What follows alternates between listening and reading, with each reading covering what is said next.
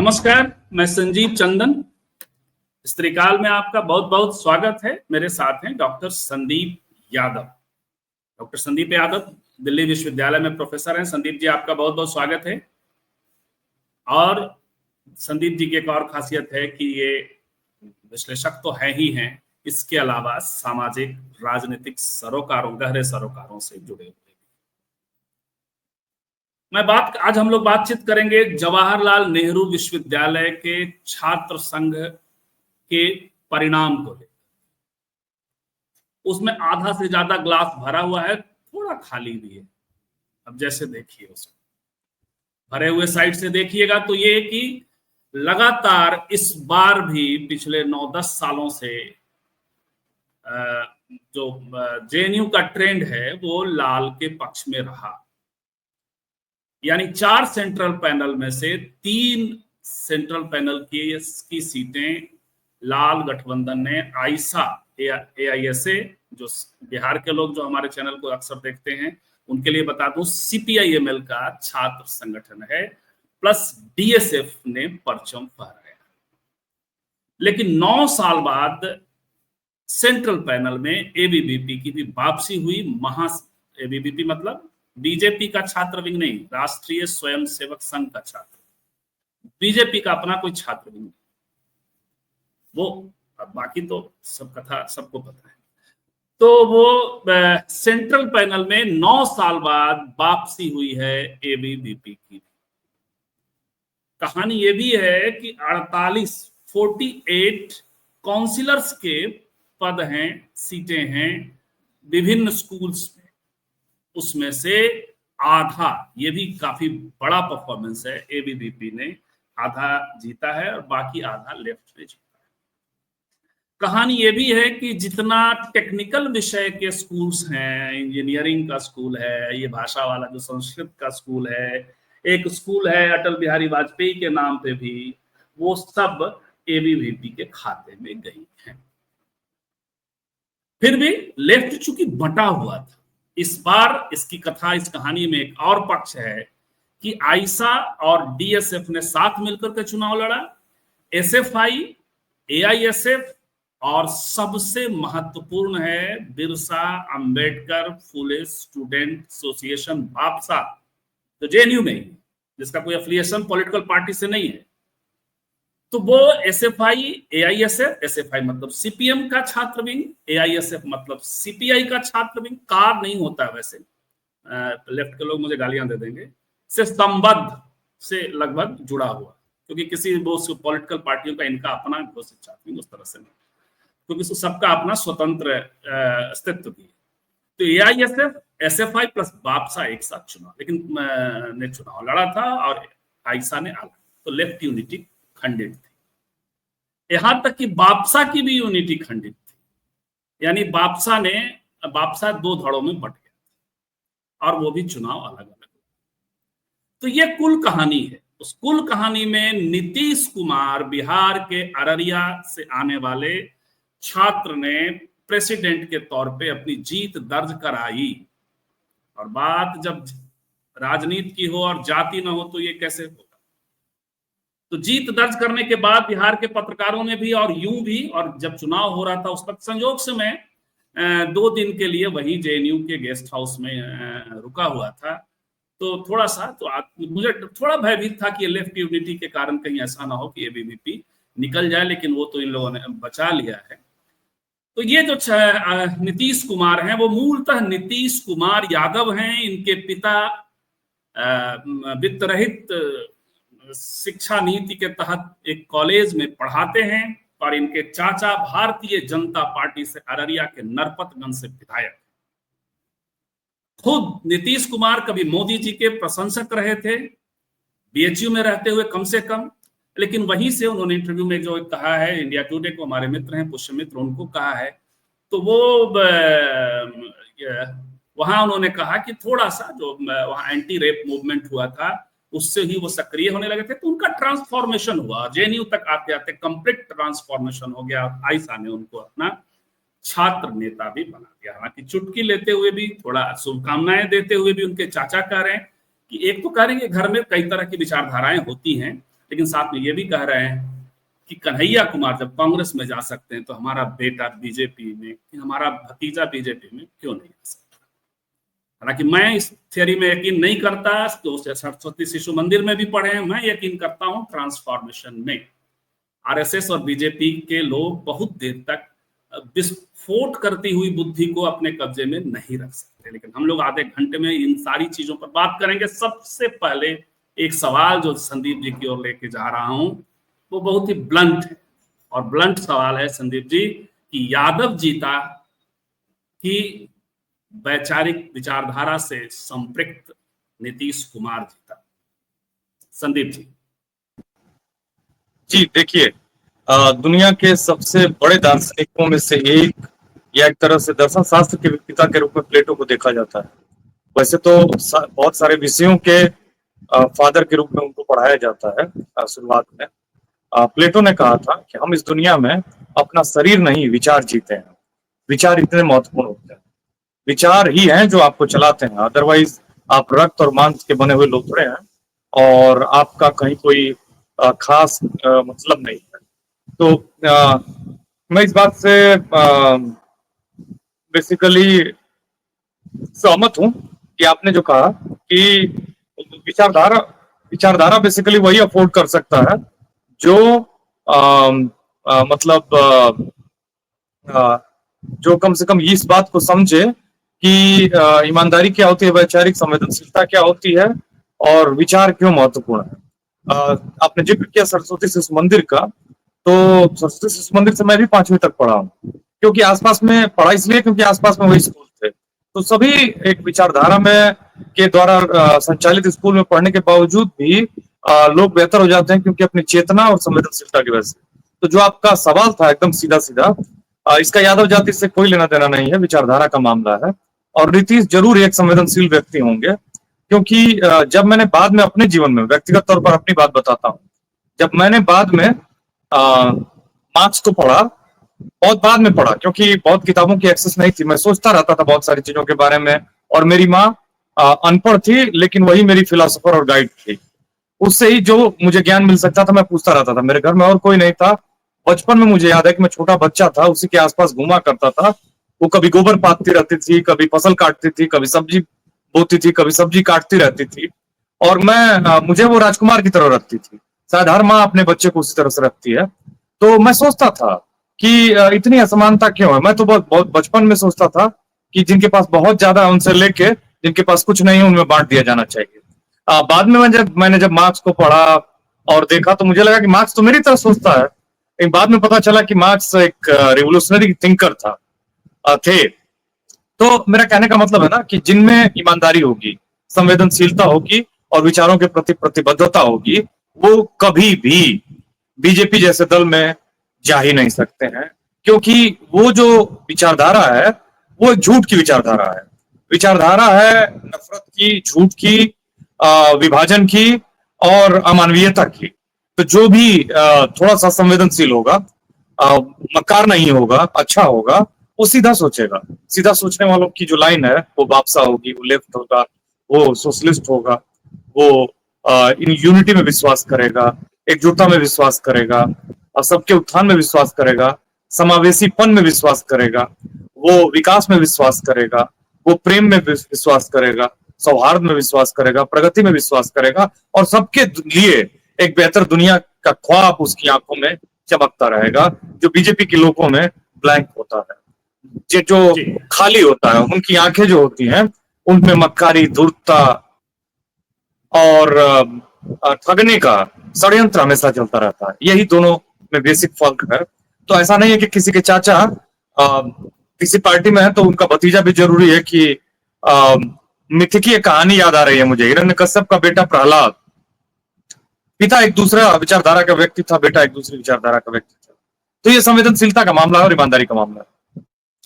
बिल्कुल, ये सही कह रहे हैं। आपसे आगे और समझेंगे। हालांकि ये जो मेरी राय है कि जेएनयू की डेमोग्राफी बदली है, तो डेमोग्राफी बदली है तो जो छात्र संगठन है वो भी कास्ट ओरिएंटेशन, मतलब कास्ट बेस को जरूर देखते हैं अपने कैंडिडेट को लेकर के। बापसा के उद्भव का उद्भव भी हुआ है आते हैं जेएनयू पे, लेकिन पहले समग्रता में बताइएगा जेएनयू और डीयू को लेकर के, दोनों को जोड़ करके एक सवाल है। इसके पहले ड्राइंग में मुहैर कह रहे हैं कि जय भीम बोलने पर नंगा करके पीटा गया, वो एक घटना है अलीगढ़ की, और उसके बाद एफआईआर हुआ है। आप दोनों लोग आज जय भीम, बिल्कुल हम लोग तो सीधे सीधे सामने सामने आंख में आंख डालकर जय भीम कहते हैं, कहते रहेंगे।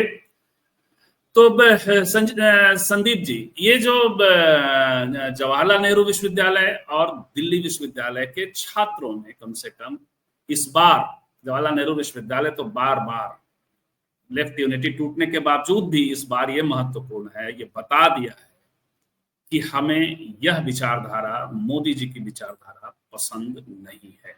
कैसे देखते हैं इसको आप? एक बात जो मैं देख रहा हूं, ये दोनों विश्वविद्यालयों को एक साथ जोड़ करके, और दूसरी बात कि जो स्कूल ऑफ लैंग्वेजेज है वहां ज्यादातर, एक पैटर्न भी पहले से भी रहा है भाषाओं का, वहां ज्यादातर बिहार यूपी से छात्र जाते हैं, सामान्य वर्ग से भी लोग जाते हैं, इंजीनियरिंग और मैनेजमेंट वाला दूसरा ये है।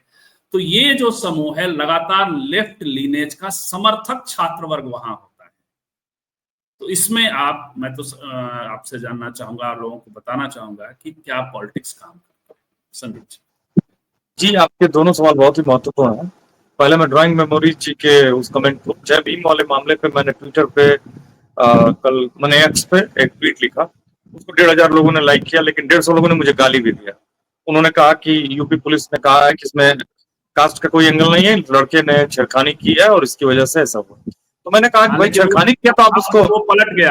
एसपी ने जो है वीडियो देख करके बताया कि नहीं, वहां वो जय भीम का ही मामला। जी, अब बताइए कैसा मैंने मामला है। मुझे 150 लोगों ने गाली दी, अंत में उन लोगों ने कम से कम 200-300 लोगों ने मेरे खिलाफ जो पुलिस थी वहां की उसको टैग करके कंप्लेन किया। अंत में मैंने कहा कि हालांकि मैंने वो जो खबर ली थी वो भारत न्यूज से ली थी, उसको मैंने डिलीट कर दिया।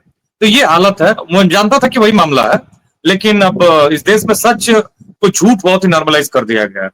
दूसरी बात कि जय भीम जो है वो कोई भी मानवतावादी चिंतक का केवल और केवल एक ही नारा हो सकता है। आपको जय भीम, जय फुले भी कहने की जरूरत नहीं है, क्योंकि जब हम कहते हैं जय भीम तो फुले मंडल सब कुछ उसमें समाहित है, क्योंकि ये सब कुछ बस मानवता का ही संघर्ष है। दूसरा आपका जो सवाल था लैंग्वेजेस का और लेफ्ट का उदय, आपने परिचय में बहुत ही महत्वपूर्ण कुछ बातें कही। आपने अपने परिचय में जो बात कही उसमें कहा कि टेक्निकल स्कूल में बीजेपी को सफलता मिली है और मतलब उसने काफी सफलता अर्जित की है। देखिए, ये बहुत ही चिंता का विषय है कि टेक्नोलॉजी पढ़ने वाले युवा अगर बीजेपी की आइडियोलॉजी को सब्सक्राइब कर रहे हैं तो यहाँ कहीं ना कहीं वो ह्यूमैनिटी को समझने में असफल है। इसीलिए टेक्नोलॉजी के लोग मशीन की तरह ज्यादा हो जाते हैं, आदमी की तरह कम रह जाते हैं। और इसीलिए इसी को सोचकर उनको ह्यूमैनिटीज पढ़ाने के लिए कुछ चीजें इंट्रोड्यूस की गई थी, लेकिन बहुत कम समय में उनको इसमें इंट्रोड्यूस करके और बेहतर बनाना बड़ा मुश्किल है। इसलिए मैं कहता हूं कि ह्यूमैनिटीज बहुत जरूरी है और यही सब चीजों का मूल है। अब स्कूल ऑफ लैंग्वेजेस क्या है? वो आप जो साहित्य है, जो एक्चुअली मानव जीवन के चिंतन के बारे में है, सब कुछ है, पूरे समाज को समेटता है। अब साहित्य क्या है? साहित्य इतिहास, समाज शास्त्र, राजनीति शास्त्र, दर्शन। अगर इसका आपको ज्ञान नहीं तो कभी आप साहित्य के ठीक से विद्यार्थी ही नहीं बन पाएंगे। आप प्रोफेसर तो अपने को कह नहीं सकते हैं। तो आप इस बात को समझिए कि जब इतनी चीजों को आप जानेंगे तो ऑब्वियस है कि आपके नॉलेज का दायरा बढ़ेगा।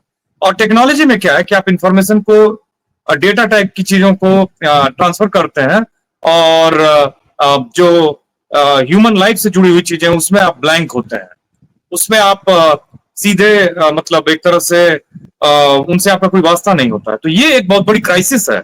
और जेएनयू में भी एटलीस्ट साइंस और टेक्नोलॉजी के जो स्टूडेंट हैं वो थोड़े बेहतर होते थे, लेकिन जब से एक लंबे समय से इस आइडियोलॉजी का प्रचार प्रसार वहां पे चल रहा है, उसकी वजह से बहुत ही वहां भी मुश्किलें खड़ी हुई हैं। जेएनयू भारत के सबसे बेहतरीन विश्वविद्यालयों में से एक है। मैं तो ऐसे कहूंगा कि वो सबसे बेहतरीन विश्वविद्यालय है, लेकिन दुर्भाग्य है कि उसी गढ़ को तोड़े जाने की शुरुआत की गई, क्योंकि लोगों को मालूम है कि यहां से चेतना का प्रचार प्रसार हो सकता है और होता है। तो इसलिए हमको इसी पर हमला करना है, क्योंकि जड़ता को अगर ऊपर लाना है, जड़ता को समाज में फैलाना है, तो चेतना को कुंद करना होगा, चेतना को जमीन में गाड़ना होगा, खत्म कर देना होगा हमेशा के लिए। तो यही वो प्रयास है। पहला जो आपका सवाल था, जो आपने शुरू में पूछा, जरा उसको आप रिपीट कर देंगे तो मैं उसका उत्तर दे पाऊं। जी, मैंने ये कहा था, एक तो जेएनयू वाला, एसएल वाली आपने बात कही, और जो दिल्ली विश्वविद्यालय और हाँ, अरे बहुत महत्वपूर्ण। जी जी जी जी, बहुत महत्वपूर्ण सवाल था आपका। देखिए, इसीलिए तो जैसे डीयू एक्चुअली एक विश्वविद्यालय नहीं है, और डीयू एक तरह से देखा जाए तो एक लोकसभा का चुनाव है। दिल्ली विश्वविद्यालय के छात्र संघ का चुनाव एक लोकसभा के चुनाव के बराबर है। रौनक खत्री जो जीते हैं कांग्रेस के, इससे पता चलता है कि बीजेपी में अब पूरे देश में लोगों का ट्रस्ट नहीं रहा। मैं आपको बता दूं कि दिल्ली विश्वविद्यालय में भारत के मिडिल क्लास के बच्चे पढ़ते हैं। अपर मिडिल क्लास के बच्चे बाहर चले जाते हैं, जो कि बहुत कम है। मिडिल क्लास के बच्चे हैं, जो ज्यादातर अपर कास्ट, बैकवर्ड कास्ट, और मैंने एलीट बैकवर्ड्स, एलीट दलित्स और एलीट ट्राइबल्स के बच्चे हैं। और ये लोग अगर कांग्रेस की आइडियोलॉजी को सब्सक्राइब कर रहे हैं, तो जो ये सवाल उठ रहे हैं कि ईवीएम से ये सरकार चुनाव जीत रही है, उसमें ये दावा और मजबूत होता जाता है। क्योंकि याद रखिए, यहां अगर किला ढह गया है, अगर ये नए बच्चे जो कम उम्र के 18 से 20 साल के हैं, 22 साल के हैं, अगर इन्होंने रिजेक्ट कर दिया बीजेपी को, तो बीजेपी का कोई आधार है नहीं। ये निश्चय ही चुनाव ईवीएम से जीत रहे हैं। और ये दो गढ़ बताते हैं कि अब इनकी जो सत्ता के प्रश्रय से विचारधारा को पनपाया बढ़ाया जा रहा है, ये लंबा नहीं चलेगा। बहुत सारे लोगों को ये ख्वाब दिखाया गया, ओबलाइज किया गया कि नौकरी दे देंगे, तुमको तरह तरह से ओबलाइज करेंगे। ये सब लालच होते हैं और इसमें लोग फंसते हैं, और फंस के आगे बढ़ाते भी हैं विचारधारा को। इसी की वजह से जो बीजेपी का राइज है जेएनयू में या डीयू में, वो इसी की वजह से हुआ। लेकिन अब वो ढलान पर है। और ये दो जो महत्वपूर्ण चुनाव थे, ये बता चुके हैं कि एक्चुअली बीजेपी अब इस देश की कोई फेवरेट चॉइस नहीं है, और लोगों ने उसको रिजेक्ट कर दिया है। अब लोगों को ये सवाल उठाने की ईवीएम, वोटर लिस्ट में गड़बड़ी, और जो प्रशासन का उपयोग करके बीजेपी जीत रही है, उसको कैसे रोका जाए। मैंने उसको, ये जो उनकी जीत है इन तीनों चीजों की वजह से है, और वो नकली है, वो कहीं ना कहीं असली नहीं है। ये एक बहुत महत्वपूर्ण बात निकल के आती है इन चुनाव से। बिल्कुल। और देखिए, कहीं भी डिसेंट की आप वॉइस है, जेएनयू और डीयू का ये एक पॉलिटिकल डिसेंट के तौर पे भी इस मैंडेट को देखा जाना चाहिए। बार बार छात्रों ने संदेश भेजा है, दिया है, लेकिन इनकी भगवाकरण की जो नीति है, कल भी हम लोगों ने रात में एनसीईआरटी के भगवाकरण पर बात की थी, इस बार फिर से सिलेबस, तो ये लगातार कंटिन्यूड है। और अभी अभी एक खबर मैंने देखी और वेरीफाई कर लिया, एक अपने आउटसाइड पैनलिस्ट है, उन्होंने 4 PM के बैन होने की सूचना दी है, और वो मैं वेरीफाई हुआ, गवर्नमेंट ऑर्डर से उसको बंद कर दिया गया। तो डिसेंट वॉइस जहां कहीं भी होगा, हम लोग जितने भी यूट्यूब पे बात करते हैं, हम तो कोई धंधा नहीं करते, हमारा भाई है बैठ के बात करते हैं ताकि मन का और जो सोचते समझते हैं वो लोगों तक पहुंचे। तो हम लोग कंडेम करते हैं 4 PM के बैन के। जी संदीप जी, आप कुछ कह रहे थे इस पर? नहीं, मैं ये कह रहा हूं कि 4 PM को क्यों बंद किया गया, और जो सिलेबस है, हाँ, उनका ऑर्डर है कि उनका पब्लिक ऑर्डर को डिस्टर्ब करना, या 2 क्लाउज के भीतर। ठीक, ये बहुत ही इसको नेशनल इंटीग्रिटी के खिलाफ, और पब्लिक ऑर्डर को इसमें से जो क्लाउज है इनका, उसके तहत।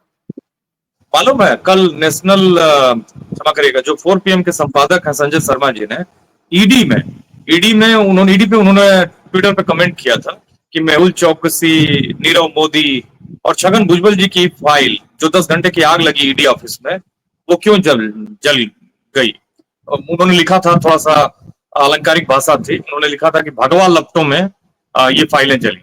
तो भाई, लपटे जो है वो सेलेक्टिव फाइलें क्यों जला रही हैं? सेलेक्टिव फाइलें क्यों जला रही हैं? ये आप जब सवाल पूछेंगे तो आपके चैनल को बैन कर दिया जाएगा। मुझे लगता है कि इस समय अब लोगों को जागने की जरूरत है, और जाग के जम के, अगर लोग इस देश में नहीं विरोध करते हैं, तो ये लोग जो सत्ता पर काबिज हो चुके हैं, इस देश को खत्म कर देंगे। ये तमाम तरह के अपने हथकंडों से इस देश को बहुत पीछे ले जाएंगे। मुझे लगता है कि यही एक माध्यम था डिजिटल, जिसकी वजह से लोग कुछ बातें अपनी रख पा रहे थे। अगर ये माध्यम भी छीन लिए जाएंगे, तो फिर केवल झूठ और झूठ की खेती होगी। रही बात, आप जो एनसीईआरटी की किताबों की बात कर रहे हैं, उसके जो डायरेक्टर हैं सकलानी साहब, वो मेरे साथ Indian institute of advance studies Shimla में थे, और मैं उनको जानता हूँ, वो हिस्ट्री के प्रोफेसर हैं, उत्तराखंड के एक विश्वविद्यालय से, सेंट्रल यूनिवर्सिटी जो है वहां गढ़वाल की। वो मुझे तो आश्चर्य होता है कि अगर भारत के इतिहास से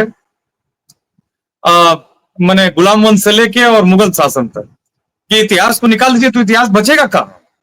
क्योंकि जो कुछ भी हुआ 11वीं शताब्दी से लेकर 17वीं शताब्दी तक, 18वीं शताब्दी तक, सारे मुस्लिम शासकों के नियंत्रण में या उनके माने उनके शासन के दौरान हुआ है। इतना बड़ा इतिहास आप अगर निकाल देते हैं तो फिर देश में बचेगा क्या? फिर चाहे आपका, मैंने देखिए नेपोलियन कहता था कि दो विषय बहुत महत्वपूर्ण है, एक तो मैथमेटिक्स और दूसरा इतिहास।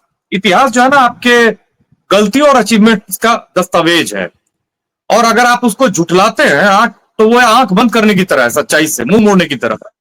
आप उससे दो चार होइए, अपनी गलतियों से सीखिए, अपनी अच्छे निर्णयों से भी सीखिए। तो अगर सरकार गलतियों से को छुपा रही, दरी के नीचे दबा रही है, तो भविष्य निश्चय ही अंधकार में है और बहुत ही दुखद है। और दूसरी बात जो आपने कही, मैथमेटिक्स आपके दिमाग को शार्प रखता है, तो ये दो विषय बहुत महत्वपूर्ण है, और इसको अगर दबाया जा रहा है तो निश्चित तौर पर मतलब निश्चित ही देश में मैंने बताया ना कि एक तरह से जड़ लोगों की खेती की जा रही है जो विनाशकारी होगा। जी संजीव जी। बिल्कुल ये है। और जो एक दूसरी बात ये है कि मोहन भागवत आजकल कहते रहते हैं कि आजादी के पहले ये साक्षरता दर था, सॉरी मतलब अंग्रेजों के आने के पहले साक्षरता दर 90% था, और अंग्रेजों के जाने के बाद साक्षरता दर गिर गया, फिर अब ये हुआ है। तो ये थ्योरी तो ये कहती है संदीप जी कि जब अंग्रेजों के जाने के पहले तक 90% साक्षरता दर था और महिला पुरुष सब पढ़ रहे थे, जो मोहन भागवत जी का भाषण है, इसका मतलब मुगलों ने तो सबको पढ़ाया फिर तो ये लोग क्या कहते हैं, क्या बोलते हैं, क्या कंफ्यूजन फैलाते हैं, ये मोहन जी भागवत जी समझे। लेकिन फिलहाल जेएनयू के प्रसंग में, जेएनयू की डेमोग्राफी 2006 के बाद से बड़ी तेजी से बदली है टीचर्स के भीतर। मुझे याद है कि 2006-07 में हम लोग, जब मैं पर्सनली जेएनयू के ये अर्जुन सिंह के यहाँ डेलीगेशन लेकर जा रहा था, तो ओबीसी प्रोफेसर नहीं थे, प्रोफेसर, असिस्टेंट प्रोफेसर, वो सिर्फ प्रमोद यादव एक मॉलिक्यूलर साइंस में या कहीं पे एक हुआ करते थे, हम उनको ले जा सके थे। वो भी ओपन कैटेगरी में सेलेक्ट हुए थे, तो वो ओबीसी एक तरह से नहीं थे। जी प्रमोद जी बहुत एक्टिविस्ट नहीं थे, कास्ट लोकेशन उनका ओबीसी था सिर्फ। तो ये है, तो ये चीजें जो डेमोग्राफी बदली है उसने पॉलिटिकल जो प्रैक्टिस करते संस्थान है उसको भी बदला है। अब लगातार तो हम लोग आइसा पे, हम लोगों ने भी जेएनयू से बाहर से मैं जाता रहता था, लेकिन जेएनयू में थोड़ा एक्टिव रहता था, तो पर्चे आइसा के खिलाफ भी लाए हैं, कास्ट को लेकर के, उनके कैंडिडेट्स को लेकर के। तो अब ये जो यादव कैंडिडेट हैं उसको आप क्या ये बदलते डेमोग्राफी की तरह ये के भीतर का माने उसका परिणाम नहीं देखते क्या? बिहार में भी सीपीआईएमएल में बड़ा बदलाव आया और सारे के सारे उनके विधायक अभी ओबीसी और दलित जाति से। संदीप जी। नहीं, ये महत्वपूर्ण सवाल है। धीरे धीरे ही सही बदलाव हो रहा है। आने वाले समय में आपको जेएनयू डीयू के प्रेसिडेंट जो हैं वो दलित मिलेंगे, ओबीसी मिलेंगे, आदिवासी मिलेंगे, महिलाएं मिलेंगे, और महिलाओं में भी इन्हीं वर्गों के मिलेंगे। कारण ये है कि बहुत लंबे समय तक इनका दमन हुआ। जैसे भी सही 2014 से 2024 तक का जो ये दौर है, अभी तो 25 चल रहा है, मतलब एक लंबा समय है, लेकिन इसने दमन तो किया है इन लोगों का, लेकिन इनकी आंखें भी खोल दी हैं। और ये एक तरह से अगर नकारात्मक रहा है तो कई तरह से सकारात्मक भी रहा है। मैंने व्यक्तिगत तौर पर देखा है, मैं एक संस्थान से जुड़ा हुआ हूँ और मैं वहाँ विजिटिंग फैकल्टी हूँ।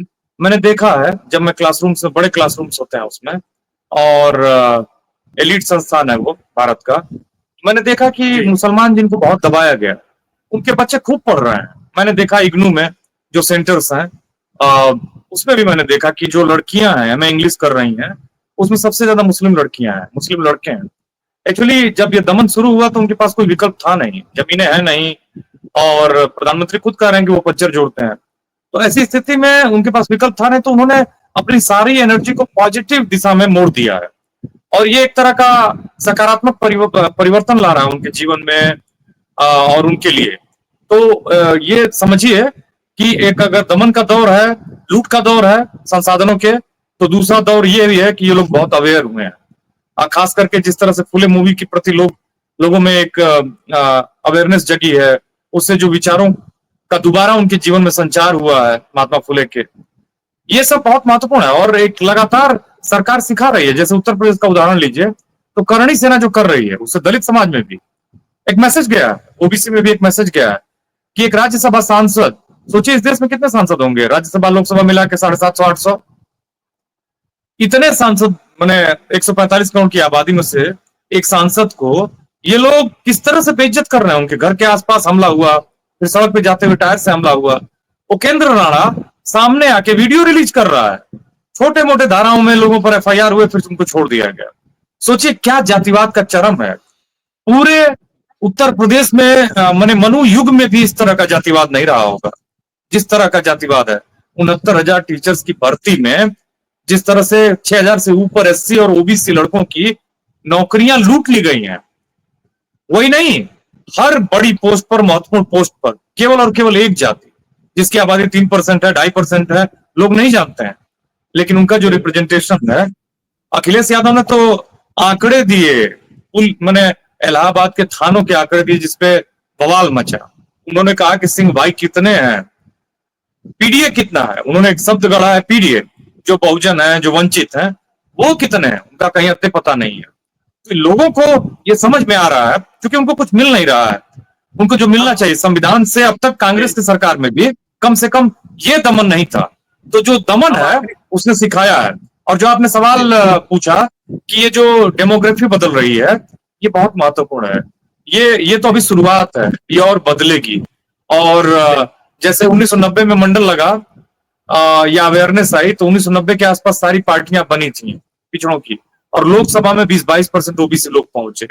आने वाले समय में इसी तरह से भारत के विश्वविद्यालयों में इसी लेवल पर चीजें बदलेंगी और भी ज्यादा बदलेंगी। अब ये शुरुआत है, आगे का भविष्य केवल और केवल दलित और ओबीसी पॉलिटिक्स का है, आदिवासी पॉलिटिक्स का है, क्योंकि इनमें अगर 5% 10% भी अवेयरनेस आ गई, बहुत बड़ा इस देश में बदलाव हो जाएगा।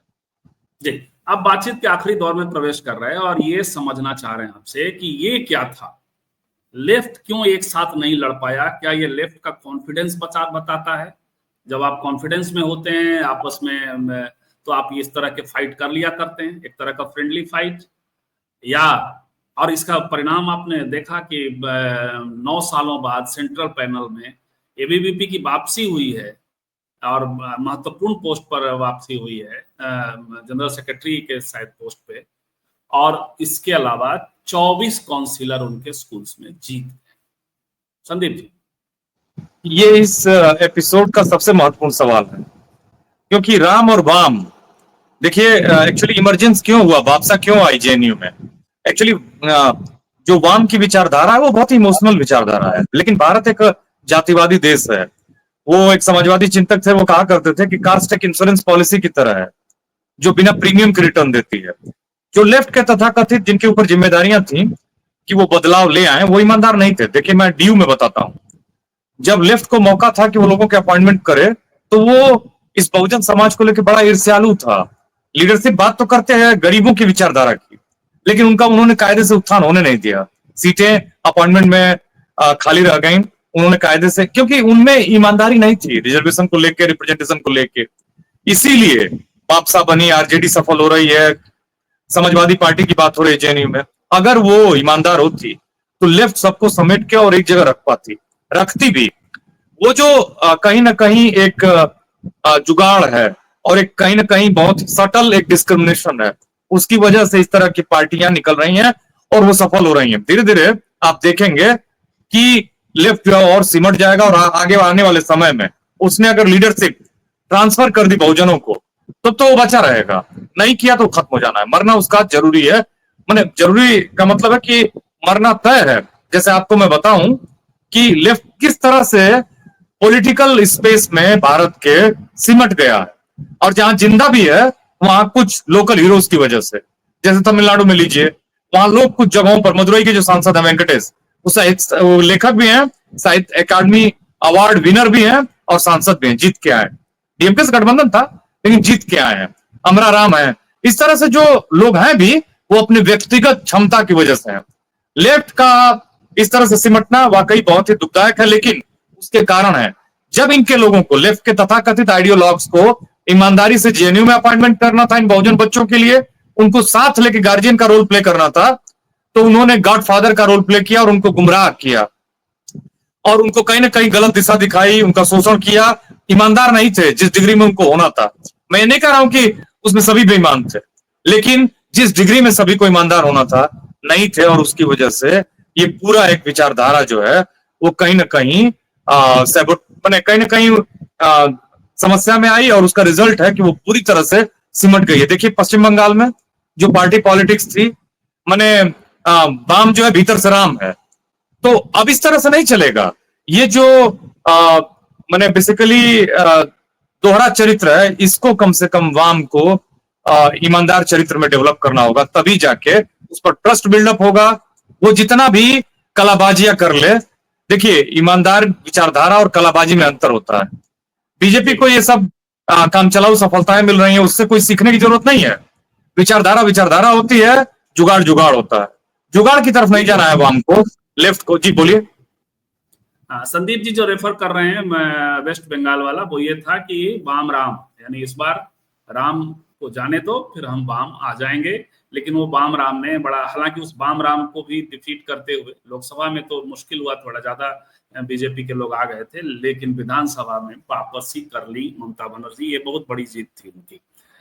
अब संदीप जी, लेकिन इसमें आप जो बापसा वाली बात कर रहे हैं, तो बापसा भी इस बार लेफ्ट यूनिटी के, सॉरी मैंने एसएफआई लेफ्ट के साथ थी, एसएफआई और एआईएसएफ गठबंधन में। हालांकि इस सवाल पर बापसा बंट जरूर गया था।